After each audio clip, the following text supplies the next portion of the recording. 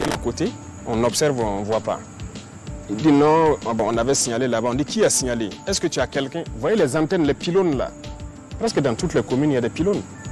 On dit aux gens même de monter là-bas et guetter au loin, ça vous permet de voir en profondeur. Ils ne le font pas. Les pilotes les demandent, est-ce que tu as mis quelqu'un dans l'antenne pour observer au loin, pour nous guider? Il dit oui. Et le pilote lui répond, vous mentez, je suis à votre verticale, il n'y a personne sur l'antenne. Il se rend compte maintenant que c'est la réalité. Mais vous mentez à qui? Ça, ce n'est pas un comportement d'officier. On a connu ces cas, beaucoup de cas comme ça. Donc, on ne peut pas être soucieux de la vie de vos hommes plus que vous-même l'officier sur le terrain. Donc voilà pourquoi, avant l'année passée, en J, on avait dit ceux qui veulent quitter l'armée n'ont qu'à quitter. Il y a une note du ministère de la Défense. Si vous ne quittez pas, vous allez assumer si vous fautez. Et pour moi, c'est une trahison. Lorsqu'un officier ne fait pas travailler ses hommes, ne prend pas toutes les mesures. Si vous prenez toutes les mesures et que vous combattez qu'il y a des pertes, on peut comprendre. Mais lorsque les mesures ne sont pas prises, mais on va vous radier. Ça sera sans appel, parce que vous n'allez pas sacrifier les enfants des gens inutilement. Monsieur le Président, ces radiations n'auront-elles pas un impact sur la cohésion du groupe? Et la mort? La mort de pauvres soldats là. C'est ça. Le soldat est fait pour exécuter. Et c'est à vous, l'officier, de le dire, va te poster ici, tu observes et tu me rends compte. Et l'officier a son poste, il écoute en permanence. C'est à vous, l'officier, de dire le matin, faites des obstacles ici. Si vous ne commandez pas, le soldat meurt. Ça entache plus la cohésion. Il faut assumer. Et c'est ce qu'on a reproché d'ailleurs aux gens dans le passé. Il faut être ferme souvent. Voilà. La guerre ne se fait pas dans le laxisme parce que ça se paye cash. Ça se paye cash.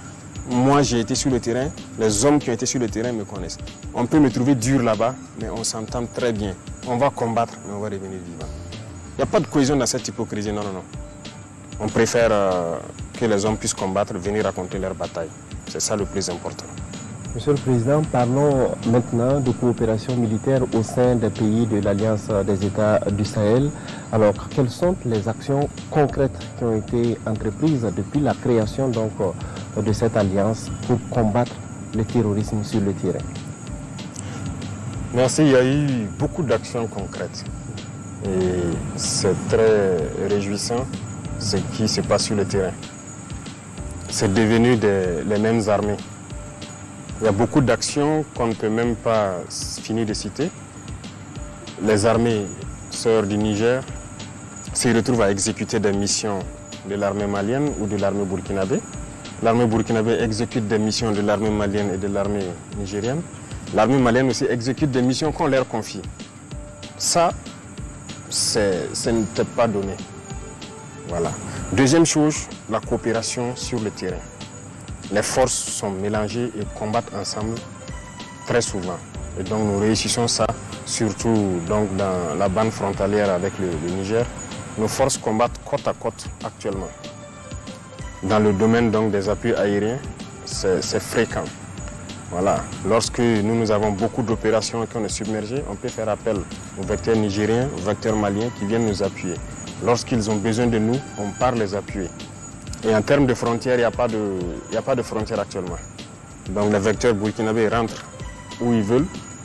S'ils sont en fin d'autonomie ou quelque chose, ils peuvent passer la main aux vecteurs maliens ou nigériens. Pareillement, ils rentrent aussi sur notre sol, ils font la recherche. Voilà. Et vraiment, ça se passe très bien. Il y a beaucoup de choses qui se passent actuellement entre nos trois armées. Et l'objectif, c'est de créer dans un futur proche, voilà, une brigade expéditionnaire pour le compte de l'AES qui pourra faire donc des manœuvres en toute autonomie partout dans l'espace AES. On l'a annoncé, mais maintenant le travail se fait en bas pour faire germer la force. Voilà, à chaque étape, on ne va pas forcément sortir, dire que nous sommes à tel effectif, mais chacun a reçu ses instructions et est en train de travailler à mettre en place ce qu'il doit mettre en place. Donc, vous le saurez au moment venu. Justement, est-ce que les pays auront les moyens financiers et matériels également nécessaires pour pouvoir mettre en place une telle force? C'est ce qu'on nous a toujours dit. On n'a pas les moyens, il faut aller chercher les moyens ailleurs. Regardez aujourd'hui ce que nous avons au Burkina. Quelqu'un nous a prêté 1 franc, quelqu'un nous a donné quelque chose. Mais nous avons combien de bataillons équipés? En 2022, à côté, on avait combien de bataillons équipés? On avait un bataillon opérationnel. Parce qu'il y avait au moins 4 ou 5 compagnies opérationnelles qui étaient équipées, qui peuvent sortir de façon autonome. C'est une réalité. En plus de ça, c'était les forces spéciales, l'hygiène peut-être. C'est eux qui avaient les moyens d'être projetés en même temps. Le reste, ils n'ont pas les moyens. On s'assoit et voilà, lorsqu'il y a opération, il faut rassembler les données. Parce que c'est dur d'équiper, c'est compliqué. Ce n'est pas vrai. Si on gère bien, il y a la possibilité d'équiper. C'est ça aussi que nous avons reproché, c'est tout ça qui nous a révoltés.